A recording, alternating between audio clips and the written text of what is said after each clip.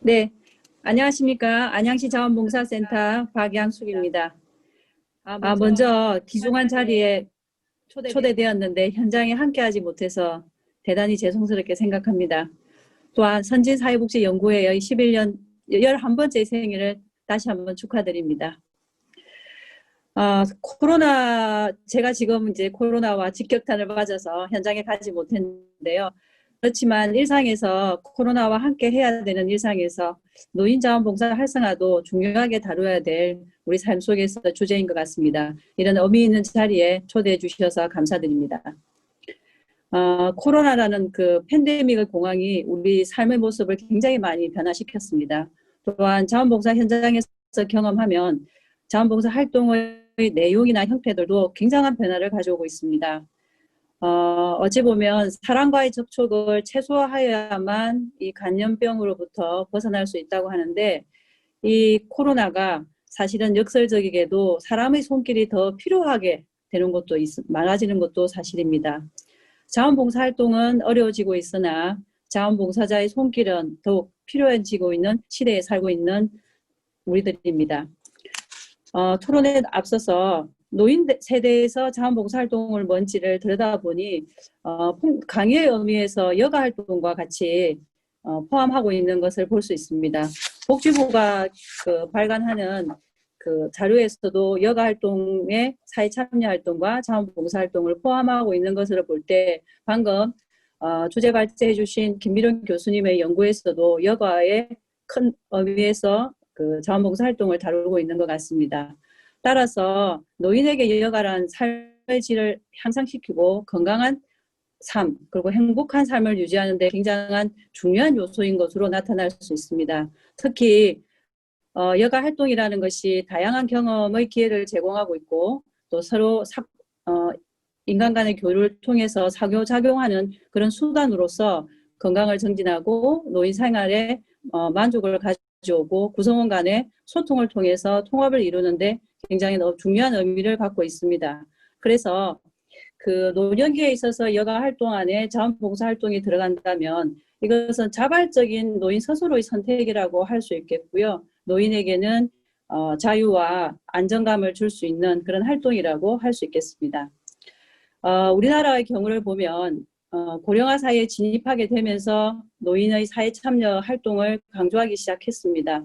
또한 베이비부머 세대들이 노년기에 진입하는 시기와 또 세계에서 유례를 찾을 수 없을 정도로 빠르게 진입하고 있는 고령사회의 진입에서 사회 참여에 대한 관심은 더욱 증가하고 있는 것도 현실입니다. 따라서 정부에서는 노인들에게 건강한 여가 활동을 강조하고 있고 정책적 지원을 통해서 노인 자원봉사 활성화를 위한 대책들을 발표하고 있는 실정입니다.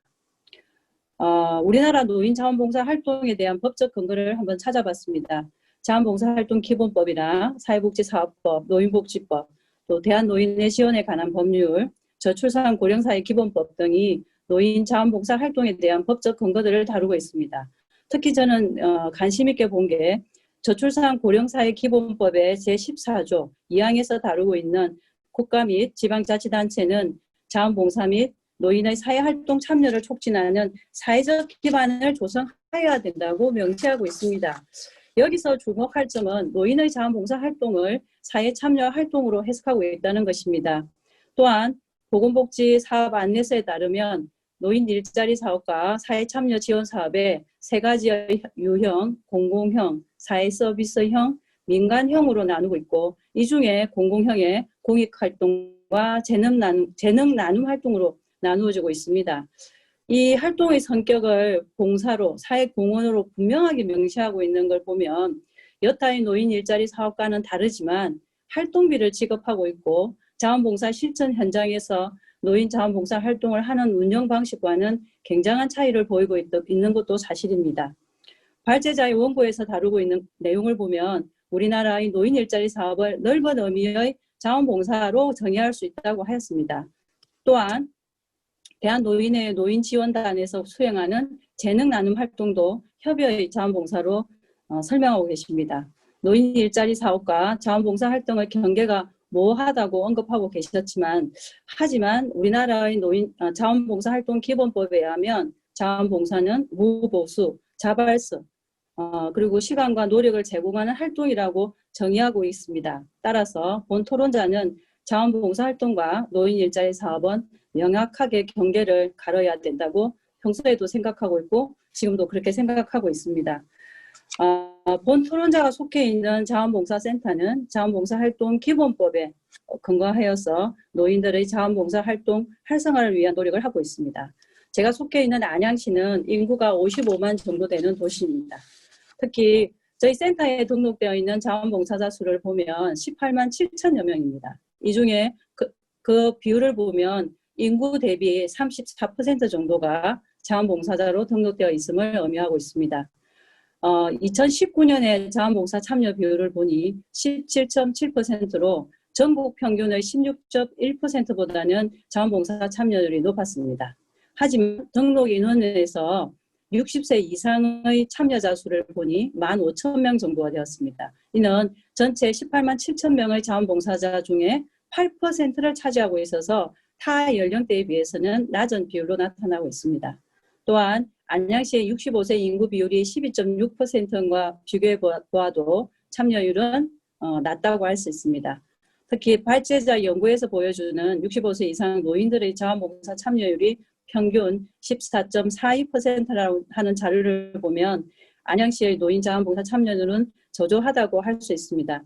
하지만 자료를 연구하면서 자료를 준비하면서 다시 한번 들여다봤습니다. 실제 18만 7천 명의 자원봉사자가 등록되어 있으면 그분들이 실제 활동을 하는 수는 얼마나 되는지를 조사를 해봤습니다. 그런데 실제 활동하는 자원봉사자 비율을 보니까 50대와 60대의 참여율이 26.8%, 28% 등으로 19세 미만의 청소년들, 그러니까 청소년들이 교육과정의 한 일환으로서 참여하기 때문에 19세 미만의 청소년들의 참여율이 굉장히 높습니다. 그 연령대보다는 낮지만 타 연령대보다는 월동이 높다는 것을 발견할 수 있었습니다. 즉 노인들의 자원봉사자 등록수는 8%밖에 안 되지만 실제 등록한 자원봉사자가 실제 봉사활동으로 이어지는 것은 50대, 60대의 중장년층, 노년층이 자원봉사활동을 굉장히 열심히 하고 있다는 것을 제가 발견하게 되었습니다. 즉 우리 센터에 자원봉사자로 등록되어 있는 60세 이상의 노인들은 실제 청소년들보다는 낮지만 실제 활동하는 수가 다른 연령들보다 굉장히 높은 것을 볼 때 이는 향후 노인 자원봉사 활성화 전략 수립에 매우 중요한 의미를 가져올 수 있다고 생각을 합니다. 따라서 저는 토론에 덧붙여서 노인 자원봉사 활성화 전략을 5가지로 잡아봤습니다. 실제 제가 경험했던 일들을 하고 지금 현재 저희 센터에서 진행하고 있는 사업 위주로 활성화 전략에 대해서 말씀드리겠습니다. 제가 활성화 전략을 말씀드리기 전에 이 토론을 준비하면서 10여 년 전에 제가 있던 복지관에서 노인복지관에서 봉사활동을 하시다가 복지관 앞마당에서 봉사를 아침 저녁으로 열심히 하시는 어르셨는데 심장마비로 복지관에서 사망하신 사건이 있었습니다. 제가 출근하는 중에 어르신이 돌아가셨다는 전화를 받고 굉장히 놀라서 갔는데 어르신이 아침에 복지관의 직원들이나 어르신들이 오는 복지관 마당을 깨끗이 하는 게 어르신의 큰 기쁨이었습니다. 근데 그날도 새벽에 오셔서 마당을 쓰시다가 심장마비로 돌아가셨는데 가족들이나 굉장히 어르신들도 많이 놀랐고 가족들한테도 미안했는데 장례를 다 치르고 나서 그 어르신의 가족이 저희 직원들한테 해준 말이 지금도 가슴에 남습니다. 굉장히 행복하게 지내다 가셨다. 그 이유는 당신이 좋아하시는 일을 매일 아침마다 복지관에 가서 복지관 앞마당을 청소하는 것으로 행복을 느꼈다. 그리고 어르신 아버님의 일기장에 그게 써여 있었다. 그래서 복지관이 생기고 복지관에서 우리 아버님이 봉사활동을 할 수 있게 해줘서 너무 감사하다. 이 말이 참 아직도 12년이 지난 일이지만 가슴에 와 닿거든요. 그래서 노인자원봉사 활성화를 드리면서 아까 김미령 교수님께서 말씀해 주신 것처럼 인정과 보상 그리고 격려해드리는 거 이건 굉장히 중요한 거다. 그래서 다른 어떤 전략보다도 굉장히 중요한 전략이라고 먼저 말씀드리고 제가 준비한 원고에 대해서 설명드리겠습니다. 첫 번째 전략입니다. 사실은 그 위드 코로나 시대에 지금 저희들이 살고 있는데, 그렇다 보니까 사실 개인주의가 굉장히 많이 그 팽배해지고 있는 상황에서도 코로나가 역설적이게 공동체의 중요성을 다시 한번 생각하게 저희들한테 인식해주게 하는 것 같습니다. 이웃의 행복이나 불행이 그 이웃의 불행과 행복으로 끝나는 게 아니고 나에게도 전파된다는 것을 지금 현재 저희가 경험하고 있는 것 같습니다. 따라서 이러한 상황은 자원봉사 활동으로 충분히 극복이 가능하다고 생각을 합니다. 그래서 노인 자원봉사 활동은 사실은 이제 21세기에는 도움을 주는 자와 도움을 받는 자로 양분되지가 않고 누구나 도움을 줄 수도 있고 도움을 받을 수 있는 자원봉사 활동이 되어야 된다고 생각을 합니다. 그래서 저희는 올해 그 연구진과 함께 자원봉사 활동 비전을 제시하기 위해서 연구를 진행한 적이 있습니다. 그때 봉사자들하고 특히 노인 중장년 노인 봉사자들한테 FGI를 하면서 발견한 키워드가 함께라는 키워드였습니다. 따라서 이 함께라는 프로그램은 어떤 거였냐면 마을 안에서 공동체를 함께 살아가는 마을을 만드는데 누가 도움을 주고 도움을 받는 사람으로 구분되지 않고 함께 한다는 겁니다. 즉 아이와 노인과 청년, 노인과 중장년이 어우러져서 함께하는 그런 프로그램들을 제안하게 되었습니다. 노인들이 자원봉사 활동을 하기 위해서 누구를 돕는다고 하는 것이 아니라 마을 안에서 함께 살아가는 공동체로서 구성원으로서의 자기의 역할을 만들어 나가는 것을 말합니다. 그래서 이러한 것을 저희 안양시 자원봉사센터에서는 노인 자원봉사의 새로운 트렌드로 제시하게 되었습니다.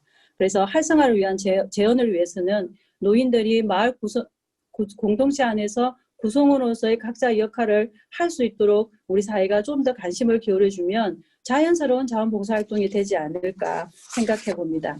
그래서 저희는 마을 경로당에 있는 어르신들이 낮 동안에 경로당 안에서 생활하시지만 이웃에 있는 아이들이 유치원을 갔다 오거나 초등학교를 다녀왔을 때 자연스럽게 경로당을 돌려서 어르신들과 함께 지내는 것을 꿈꿔봤습니다. 실제 시범사업도 진행해봤습니다. 어르신들이 굉장히 좋아했었고요.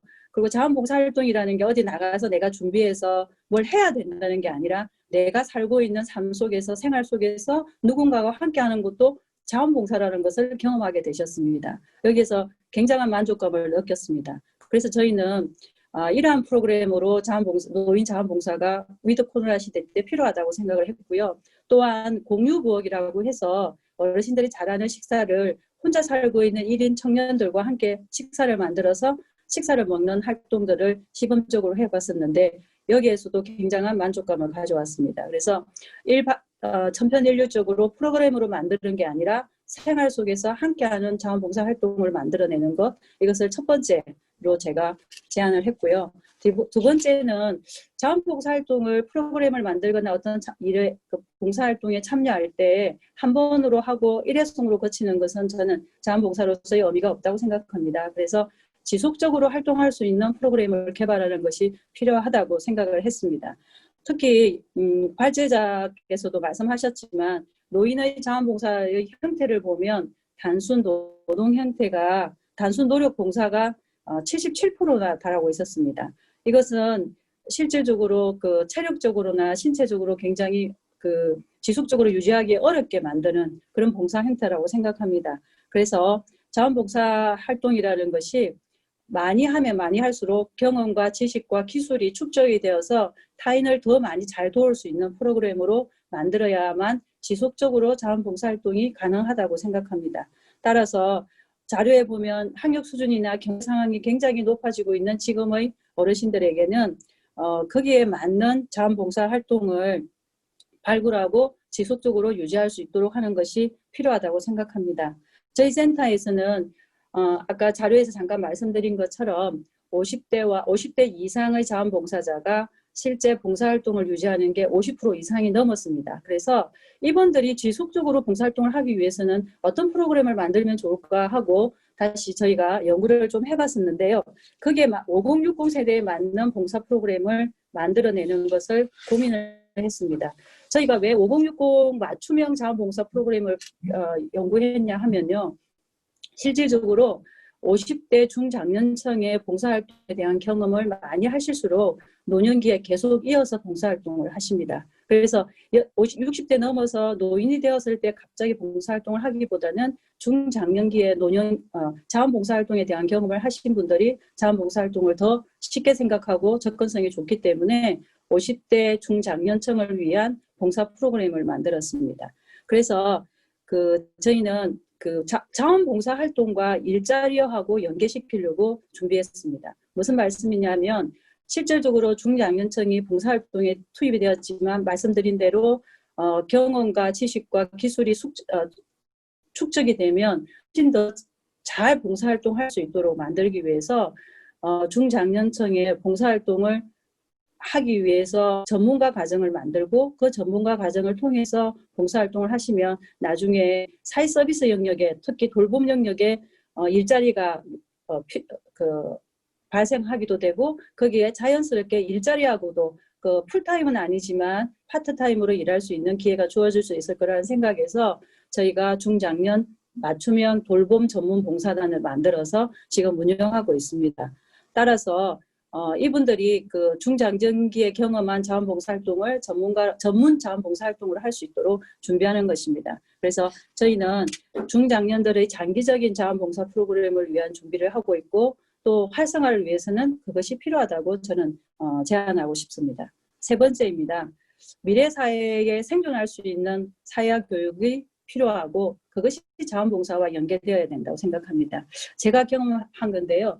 방금 교수님께서도 말씀하셨지만 학생들하고 강의하거나 그리고 상담할 때 줌을 활용한다고 하셨는데요. 저희도 코로나 때문에 봉사자들하고 회의를 할 수 없었습니다. 그래서 줌이라는 이 도구를 미디어를 활용해 봤습니다. 그래서 처음에 직원들하고 걱정을 한 것은 50대, 60대 어르신들께서 줌에 익숙하지 않기 때문에 이 회의에 잘 참석할 수 있을까 그런 걱정을 했는데 실제 진행하고 나서 놀라운 결과가 나타났습니다. 줌 회의에 참석하시면서 어떤 말씀을 하시냐면 물론 그 전에 사용하는 방법들을 다 알려드렸습니다만 참석하시고 나서 어르신들이 굉장한 뭐라고 표현하면 좋을지 모르겠지만 단어가 잘 생각이 나지는 않는데요. 굉장히 뿌듯해 하셨습니다. 세상이 급격하게 변하는데 나는 그 세상 속에서 들어가지 못하고 있는데 내가 자원봉사 활동을 함으로 해서 텔레비전에서 보던 그런 줌을 통해서 내가 휴대폰으로 회의도 하고 내 이야기가 전해지고 많은 사람들과 같이 이런 화면에서 이야기할 수 있는 걸 내가 자원봉사를 하지 않았다면 이런 경험을 할 수 없었을 건데 내가 자원봉사를 하면서 새로운 문명기기를 접근할 수 있다. 그런 말씀들을 해주셨는데요. 사실은 자원봉사의 이로운 점 중에도 이런 것들이 들어가는데 저는 생각할 때 미래 사회에서 생존할 수 있는 사회학 교육도 반드시 자원봉사자들한테 적극적으로 도입해야 된다고 생각합니다. 그래서 노인복지관과 경로당이 폐쇄되고 나서 어르신들이 아무것도 하지 못했잖아요. 그런데 어르신들께서 새로운 기기, 이런 스마트폰을 활용하는 거나 유튜브를 보는 것이나 그걸 통해서 운동을 하거나 삶을 정진시키는 그런 것들을 하게 된다면 어르신들은 굉장히 그 위기에서도 굉장히 극복을 잘 해나갈 수 있을 거라고 생각합니다. 그래서 미래 사회에 필요한 사회학 기술을 사실은 유관기관들에서 적극적으로 강의하고 배울 수 있는 기회를 제공하면요. 이것을 어르신들이 활용할 수 있는 프로그램들을 만들어주면 된다고 생각합니다. 컴퓨터 같은 데 보면 어르신들이 컴퓨터 수업을 많이 들으시는데 이것을 나와서 활용할 수 있는 기회가 없다 보니까 자꾸 잊어버셔서 다음 달에 또 똑같은 과정을 들으시고 또 받으시고 이런 경험들을 많이 하시거든요. 그래서 실제적으로 이러한 기술 교육을 가르쳤다면 이것을 학습하고 또 봉사할 수 있는 장을 만들어주는 것도 자원봉사 활성화를 위해서는 굉장히 필요하다고 생각합니다. 네 번째입니다. 자원봉사 활동을 코로나 시대에 맞는 프로그램을 개발해야 되는데요. 이것은 세 번째 제 제안과 연결된다고 할 수 있습니다. 최근에 만난 자원봉사 하시는 어르신께서 하시는 말씀이 도시락 배달을 노인복지관에서 하고 있는데 옛날에는 도시락 배달을 하면 도시락이나 밑반찬을 필요한 어르신 댁에 갖다 드리고 나면 그 전에 드셨던 것을 다시 도시락을 받아오면서 잘 드시는지 그 다음에 얼굴빛은 괜찮은지 이런 걸 보면서 복지관에 가서 전달을 하는 그런 역할을 했는데 코로나가 됨으로 인해서 밑반찬 배달이나 도시락 배달은 하는데 일회용기를 쓰다 보니까 식사를 잘했는지, 그리고 사람을 대면할 수 없으니까 어떻게 지내고 있는지 이런 걸 보지 못해서 봉사활동을 하는데 굉장히 불편하다고 하십니다. 그래서 물론 복지관 같은 곳에서 그러한 시스템을 복지관의 사회복지사들은 어르신이 잘 지내고 있는지 이런 걸 체크하고 있기는 하겠지만 자원봉사자도 그걸 눈으로 확인하고 싶어 합니다. 그래서 실질적으로 그 코로나 시대에 맞게 봉사활동을 하실 수 있는데 어르신들이 그런 책임감과 만족감, 동기부여를 주기 위해서는 그런 어르신들도 그러한 것들을 같이 볼 수 있고 당신이 관리하는 대상자가 잘 지내고 있는지를 그런 스마트 기기를 통해서 확인할 수 있는 그런 프로그램들도 만들어줘야만 어르신들이 더 자주 또 더 열심히 봉사활동을 할 수 있지 않을까 저는 그렇게 생각을 해봅니다. 다섯째입니다. 이 다섯째는 굉장히 중요한 이슈이기 때문에 교수님께서도 말씀하셨고 저도 그 대한노인회 노인지원단 재능나눔 활동 복지관에서 한국노인복지관협회에서 하고 있는 재능나눔 활동과 연결해서 실제 제가 이제 노인복지 현장에 있다가 자원봉사 영역으로 왔는데 노인 자원봉사자들은 여전히 많이 활동을 하고 계십니다. 근데 노인 일자리 사업이 생기면서 노인들이 자원봉사 활동하는 것은 굉장히 위축되었다는 것은 다 알고 계실 거라고 생각합니다. 지금 와서 현장에 와서 봐도 굉장히 많이 위축되어 있습니다. 그래서 사실은 제가 그 노인 일자리 사업이나 사회 참여 지원 사업이 보건복지부의 지침이 계속 바뀌어왔다는 건 현장에 있으면서 경험했기 때문에 다 알고 있는데 위에 두 개 봉사 사회공헌이라는 활동의 특징을 그렇게 적어 놓으셨는데 자원봉사 역할하고는 굉장히 의미가 좀 다른 것 같습니다.